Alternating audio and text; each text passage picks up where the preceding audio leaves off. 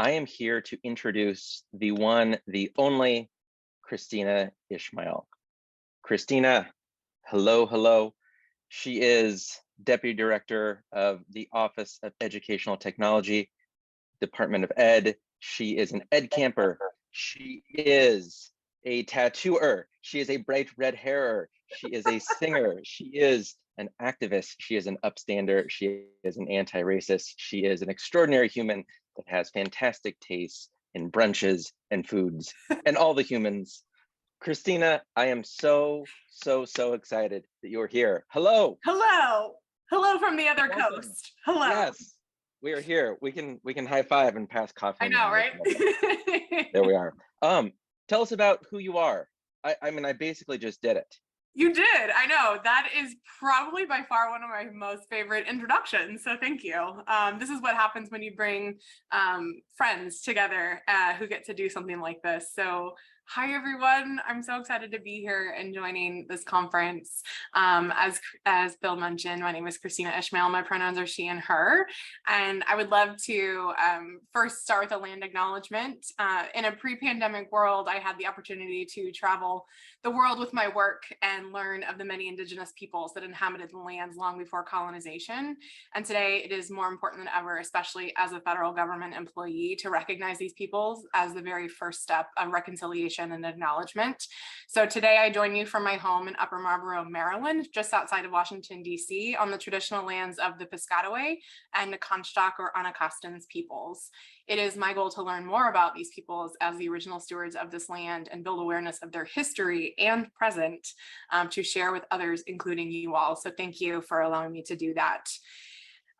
So yeah, I lead this little office. It's, small, mighty team of 5 people, and we set and help develop national ed tech policy for the entire country. And we are congressionally mandated to exist. So we have existed since 1996, and we primarily do that through our lighthouse publication called the National Ed Tech Plan. So we've put out a couple different versions of that, and our current version is 2017. We were in the process of refreshing that in 2019, and of course, because of the pandemic, had to push pause, and now we will be picking up that work within the next couple of weeks, actually, and we are hoping to finalize bringing someone on to work on that full time, and that will take up a big chunk of our work. We don't necessarily want it to only focus on the pandemic. We want to learn, or we want to share the lessons learned, and we want to lift up the stories as well as thinking about the future. We have to stay grounded in the practices of what's happening right now, but also keep our eye on the horizon of the emerging trends and technologies that are coming in.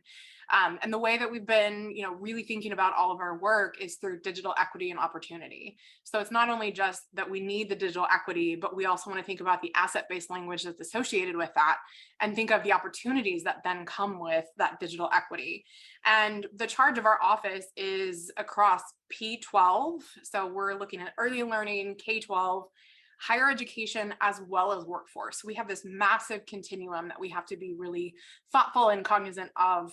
The National Ed Tech Plan is really focused on K-12, I will say that. And then there was a higher ed supplement in the 2017 version. We're hoping to get to that at some point soon, fingers crossed, but we will focus on the K-12 version first. And we're doing additional work in digital equity as well as AI and education, trying to look at things from the policy or the regulation space and making sure that we're staying on top of all of this so that we can best serve our learners and our educators across the country. And that's it, right? And that's it. Gosh.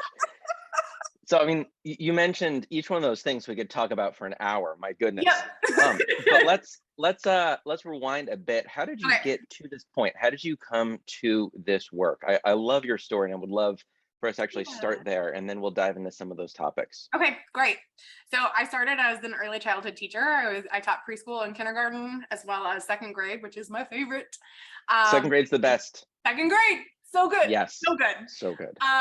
In Omaha, Nebraska, to the majority of my emerging bilinguals or multilingual learners. I was also an EL teacher, and then moved up to the state where I was the state ed tech director for the state of Nebraska. So working with all 310,000 students, or representing, I didn't get to work with all of them, let's be real, but representing them. And then part of that role was the school library liaison. And this is where I really got plugged into a lot of the work that you all do. And thinking about how in Nebraska, for school accreditation purposes, they require one full-time school librarian for every 250 students. This is unlike policy hardly anywhere else. That sounds like a lot, right? Right, but like if you think about like the small rural schools, they would share, so they would share a librarian for multiple schools. Right. But it also just assured that the librarians were a part of this, and we know how critical they are to this kind of work. And so I got to advocate for them at the state policy level, which was pretty incredible, and make sure that they were part of the curriculum and the content standards kind of revamps and refreshes, and even conversations, and saying, hey, have you talked to the librarian that's in your school system, which was great. And then I got to move to the federal level, leading, thanks to the work with my school librarians and understanding open educational resources, copyright, fair use, and all of those things, was able to lead the national initiative called Go Open at the Office of Ed Tech in the end of the Obama administration in 2016. And then my work carried me over to New America, which is a think tank in DC speak. I didn't do the traditional policy and that kind of stuff, but continued the professional learning that I love to do, and was able to facilitate that across the country, working with over 400 school districts across the country, and then was part of the Biden-Harris transition team, knowing that technology was significant, that we needed to come back in and think about where we were at the time, of course, in 2020, in that first kind of fall, winter of the pandemic, thinking of how ed tech continued to be really critical for continuity of learning. And so was able to provide my input as part of that transition team, and then was just kind of waiting and hoping there'd be a position for me in the administration. And sure enough, there was. And now I get to lead the office that quite literally changed my professional career. That is so cool. Oh my goodness. So as at your level now, there's a lot of big topics. Yeah. There's a lot of policy. How do you see like teachers, K-12 teachers in particular, how can they plug into some of this stuff? Maybe give us an overview of kind of some of the topics. Just going to the website is also a great place to start.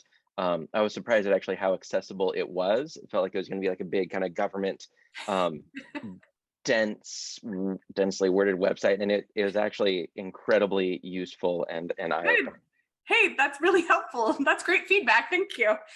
We try to make it as accessible as possible, because policy is not something that everyone, is interested in, and that's totally fine. I honestly never thought that I would be in this space. I love teaching. So to be in a classroom and then to make my way up to the state level and now the federal level was quite a transition.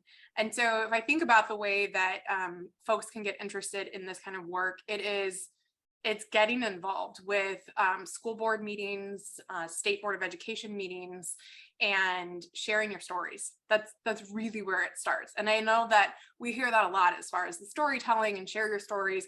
But if you think about the folks that are voted in or appointed to a school board, they're not the ones in classrooms. And so the more we talk about what's actually happening in classrooms, that we know we're sharing, different projects that are happening, cool, innovative practices, then that's compelling to those that are making those decisions. And then if you think about it at the state level, same thing. It's a public meeting.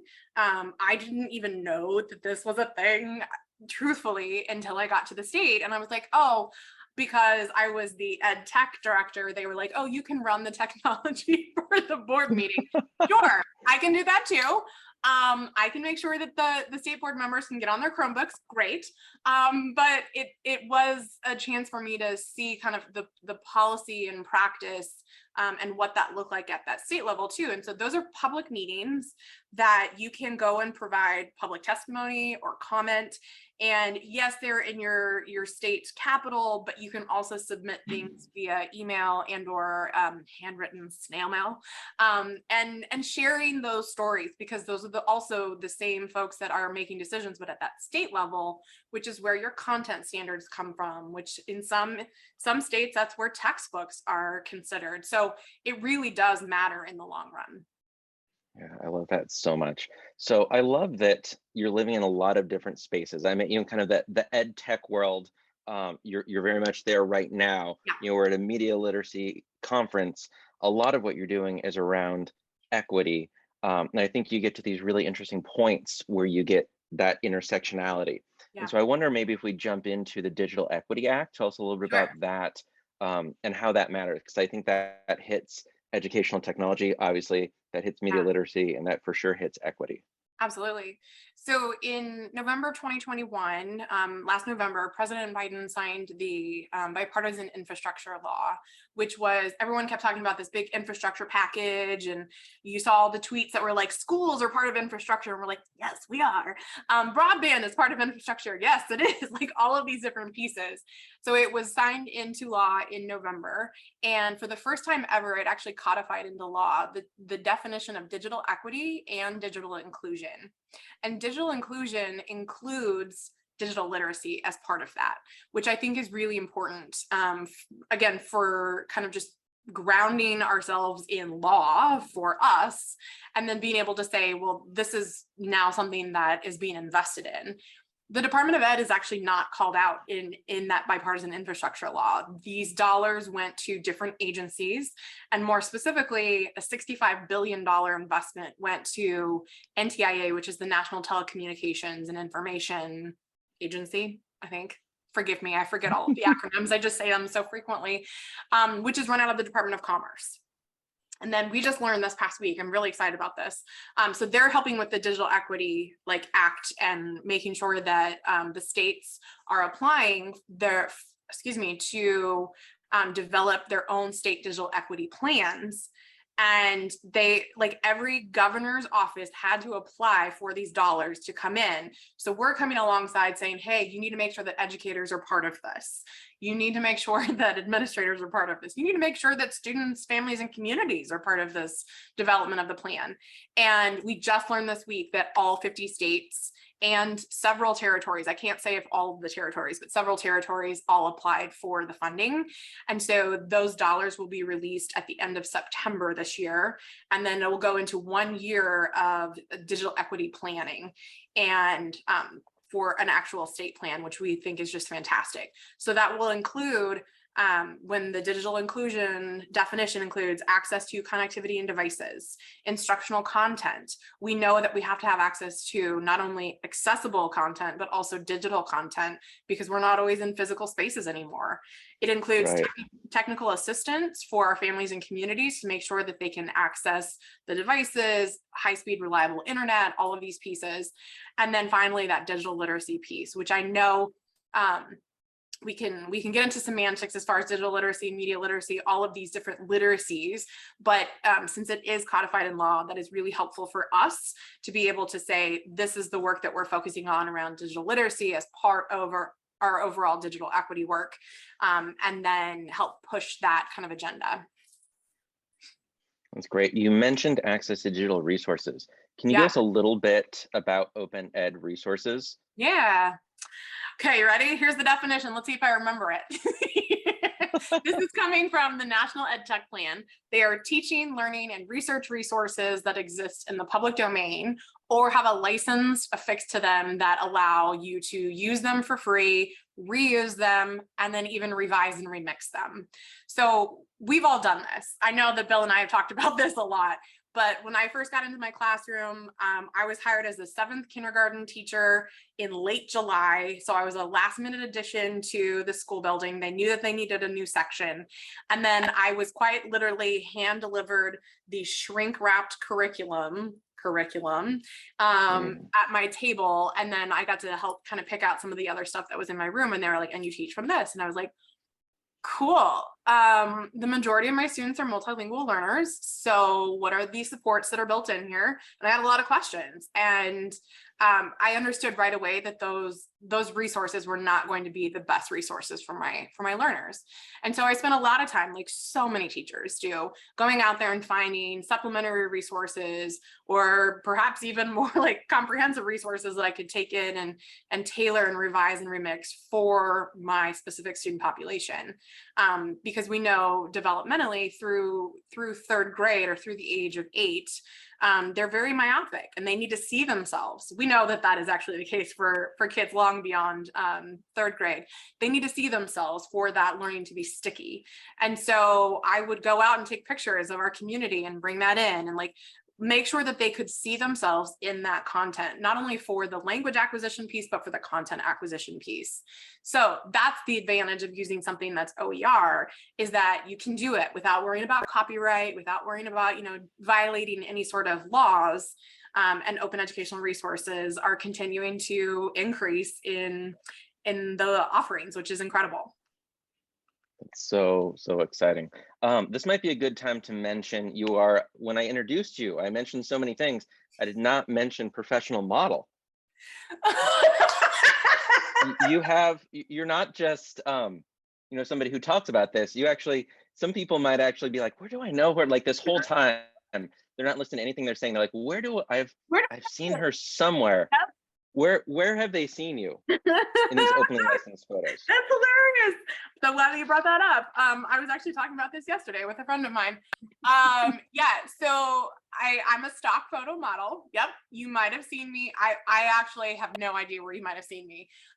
But the album of 45 photos can be found at Pixabay, Pixabay, pixabay.com, which is openly licensed stock photos, which I highly recommend for folks if you're developing content, like slide decks, anything like that. They're really high quality kind of photos. But the story is that we were in the process of developing e-learning content at the state level, and we were using a software that had traditional stock photos in there that you would just like drag and drop and then make them talk and everything. And I was like, they're all in suits. Like that is not going to vibe with our educator kind of end users. And so we had just hired a new multimedia person, and he was like, well, do you want to recreate them? I'm like, sure. And so we got to play around. We went line by line through, there's the link. There it is. We went line by line through the different photos, and I just got to recreate them, and we had entirely too much fun. I think the last time that I looked a couple of months ago, they'd been downloaded like 100,000 times. And that also complicated my background investigation with my job because I was like, last minute, last comments. And I was like, yeah, so I'm a stock photo model. And the person was like, wait, what? What? Like, yeah, I don't know what to tell you, but I show up in a lot of different places and I have zero control over it. And so had to be really upfront about that with the FBI. Once, I love that sentence. I had to be really upfront with the FBI. That's a tweetable moment right there. It's good advice right there. If you learned one thing, be upfront with the FBI. Once we had booked you, I considered actually rebranding everything and having you in every single piece of media and graphic. I don't know. I know that I actually pitched that to Meg, but it was in my head, and it was okay. Brilliant. I love that. Yeah, I love it. So big question. Yeah. You're talking about a lot of people at the federal level. Yeah. There are a lot of constituents. There's some like really exciting work that's been doing around equity. Yep. States and territories are on board, right? Yep. But there's a lot of different interests, a lot of different opinions. Yeah. So how do you, in your role, actually start to bring people in when there's so many diverse needs, thoughts, desires? Yep. This past week, we had Xander Morich, who was the valedictorian speech deliverer in Florida, who could not give his original speech because he was prohibited from saying gay. And the secretary invited him to give his original speech at the department. So we got to hear that. One of his things that he said was listen to the youth, listen to the people that need you the most. And that is what I do very often, and that is what our office does. And I have encouraged that from the very beginning whenever I came on in October. I will also say that that is something that this administration is doing as far as the secretary, the deputy secretary, my director, the assistant secretary. We are out in the field nearly, I don't even know, 2 to 3 to 4 times a week. I will be with the secretary tomorrow, and we are doing roundtables and listening sessions and all of these things to hear what is happening and what is top of mind for educators, students, families, and communities right now.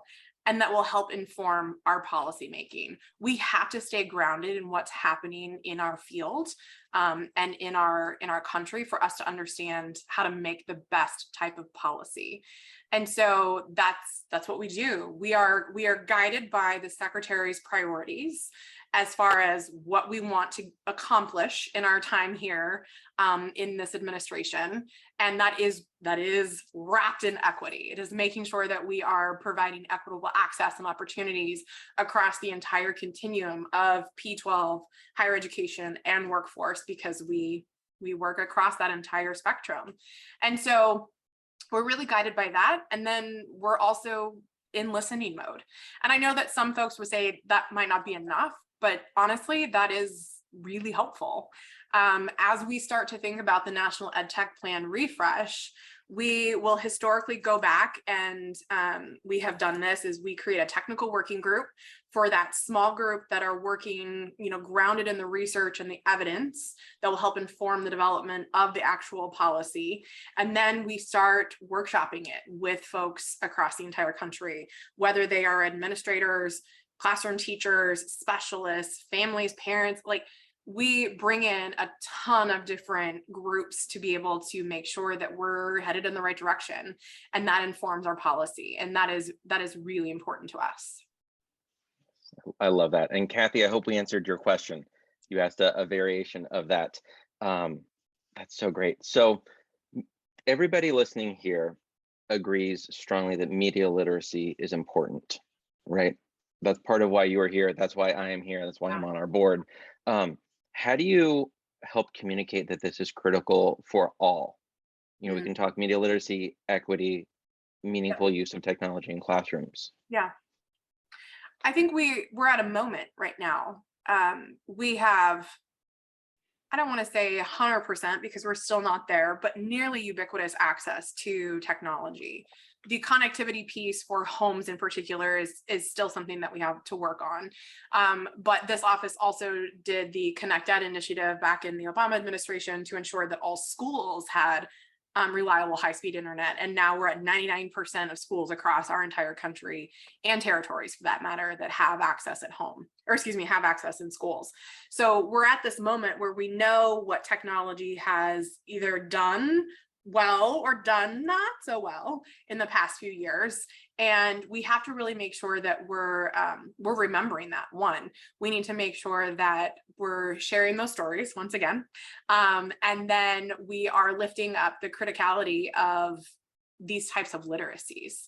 So whether it is digital literacy, and we can help ensure that families and communities can safely navigate their platforms and their devices that they have, but also being responsible users of the internet and all things digital is really important as well. And so we tried to split up our type of communications through social media. We know that not everyone is on social media, but making sure that we are part of conferences and presentations. And we have to look at like that top down, bottom up, all the way around supportive structure as well, to make sure that these messages are getting out.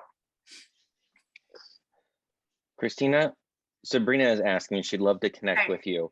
So I'm going to give you like a kind of a two-parter. How do people connect with you? Yeah. What do you like to share? Where do you share it? And then how do people get connected or stay connected with the Office of Ed Tech? Yeah. Where do they go, and how do they actually partner with you on stuff? So my email is open to all. I'm a public servant. That is part of my job. And so it is kristina.ishmael@ed.gov. It is first name dot last name at ed.gov. And that is the easiest way to contact me. Our OET also has a specific email address if you want to access that, and that's tech@ed.gov. That's it. And that is a great way for you to be able to send us a message that you want to stay engaged with us, especially if you put in the subject line. We do get quite a bit of spam there, so I just want to let you know, if you put it in the subject line, how you are connecting with us, that is really helpful for us that are going through all of those emails. But yeah, if you want to be involved with the National Ed Tech Plan, our digital equity work, please just let us know, because that is how we continue to do our work, is staying engaged with educators like you all. That's awesome. She's also a great follow on the Instagram, on the gram. On the As my mom gram. calls it, the Twitters. Do the kids call it the gram anymore? I don't know. I do. I think they're just not on it. Oh no, we were playing a game, emoji charades, where you're on the Apple TV and you type in emojis and people have to guess it. Like it's charades, but with emojis. Okay. And my 10-year-old did selfie and then old person, and it was Facebook. And she's like, what? Old people are on Facebook like you guys. Wow. Not, wow. yeah. And our 9-year-old guessed it. That's like, even better. Right away. Not. We have about 5 more minutes, Kristina. Yeah. There are, my goodness. I wonder if maybe we like kind of roll the dice. I'm looking at the Office of Educational Technology, Okay. tech.ed.gov. Yep. And if I'll put this in the chat, if we mouse over priorities, my goodness, I'm going to just read them and let you talk about one that just kind of jumps out at you. Yeah. Artificial intelligence, broadband, digital literacy accelerator, digital equity education roundtables, education blockchains, EPP pledge, equity, higher education, learning continuity scenarios, open education, professional learning, privacy. That's, I mean, each one of those things we could talk about for the next hour. So in the next 5 minutes, which one of those things, what jumps out to you? What's exciting? Maybe some news that just came out, a meeting you're about to head to, you were just in. Yeah. What do you got for us? Let's see. So the EPP pledge, let's talk about that for a second. This is picking up on the work that we had actually started back in 2016 when I was a fellow. It wasn't necessarily my project by any means, but Joseph South, who was the director at the time, is now the chief learning officer over at ISTE, was like, we still need to work in this space. And this is making sure that our ed prep programs, our teacher prep programs, are preparing students to go into classrooms that are tech enabled, and also making sure that their faculty in the colleges of education are staying up to date on ed tech, and that it's program wide and program deep. It can be the one-off class, but that we really want it to be more than that across an entire prep program. Yep, yeah. Absolutely. So so we are working with ISTE right now on an ed prep program pledge, and it has 5 principles kind of outlining those things that I just talked about, that a dean or higher level administrator from a college of education says, this is something that we're going to work on. And before ISTE, so that was the last week of June, we had right at 50 institutions that had signed on, and we had just launched this June 7th. And then we had 4 institutions that signed on while we were at ISTE. And now like the goal is just to grow from here. And let's get folks in a community of practice, sharing best practices, to make sure that we have teachers that are ready to go into classrooms today. So that's pretty good. I love it. Yeah. I think the other thing that is top of mind is the AI work that we're doing. So this is led by Bernadette Adams, who is one of our longstanding career staff members. It's been there since the very beginning of this office in '96. And a space in which we know we need to do some work. In case you remember, like the testimonies on the Hill with Mark Zuckerberg or other tech developers where they're trying to explain technology to the policymakers, that's where we find ourselves right now when it comes to AI in education. And AI is already in classrooms. It's been in classrooms for almost 50 years, honestly. And this is some stuff that I've learned recently with our partnership with Digital Promise, and Jeremy Rochelle, who is really well known in this space, is thinking about how high impact tutoring systems have been in classrooms for quite some time.